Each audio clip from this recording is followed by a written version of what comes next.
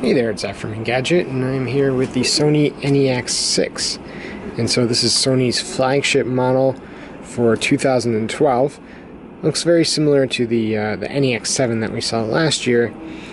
And we have some of the controls and features that you would have found on the NEX-7. This is Sony's only 2012 model to include a built-in electronic viewfinder. So we have an OLED EVF right here. We also have a full-size hot shoe right there on the top under this plastic cover. And so that means we also have a new accessory connector.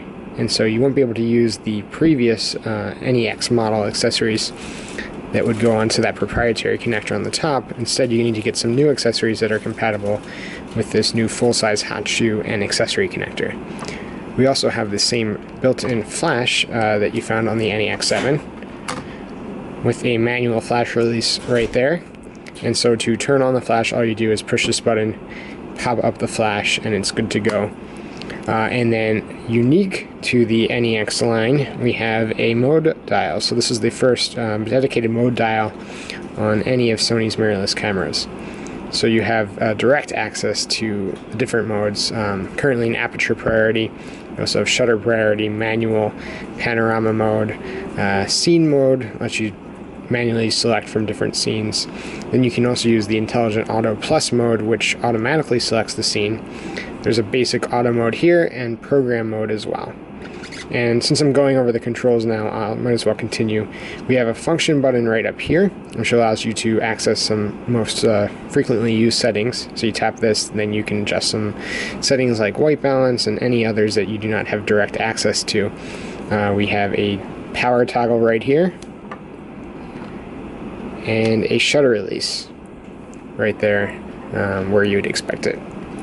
Now going over to the back, we have an LCD and it's articulating display, so it pops up and go up to 90 degrees up, actually a little bit more than 90 degrees. You can also tilt it down 45 degrees like so for overhead shooting, and you can tilt it at any degree that you want between parallel to the camera and 90 degrees. You cannot flip it forward as you can on the NEX-5R, which is actually the camera that I'm using to shoot this video.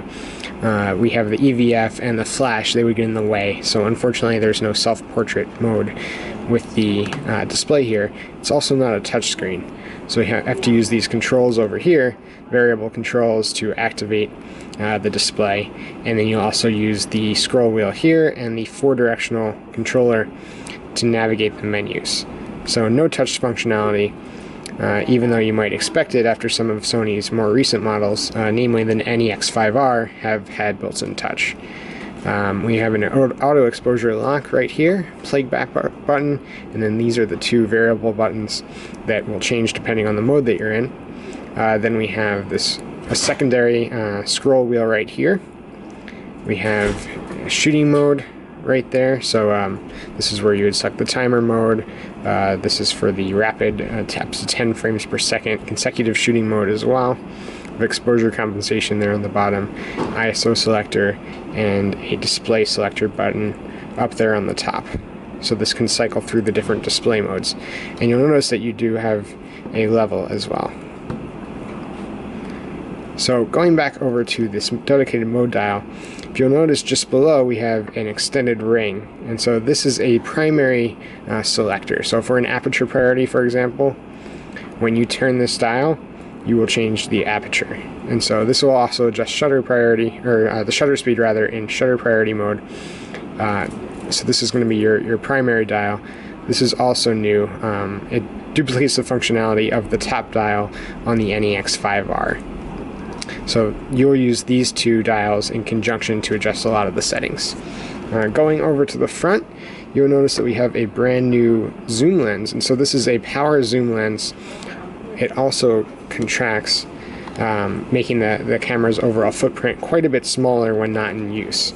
And so compared to the 18 to 55 millimeter lens that shipped with every other NEX model to date, this is quite a bit more compact, and it also does not look unusually large when mounted on the camera, so it is more proportional. You can't fit this in your pocket still, but it's definitely more comfortable to carry around, especially when not in use. Unfortunately, one of the trade-offs here is that it does take a second or two to extend, and so the camera is not available for shooting as quickly as if it had the 18 to 55 millimeter lens attached. And the focal length here is 16 to 50. It's still f3.5 to f5.6. So I'll turn that off and pop off the lens using the lens release on the bottom. You can of course use the 18 to 55 millimeter lens on this camera if you'd like, and you can use this lens on other NEX cameras as well. While I have it off, one other very cool feature is if you use your NEX camera to shoot video, you've probably had some issues zooming while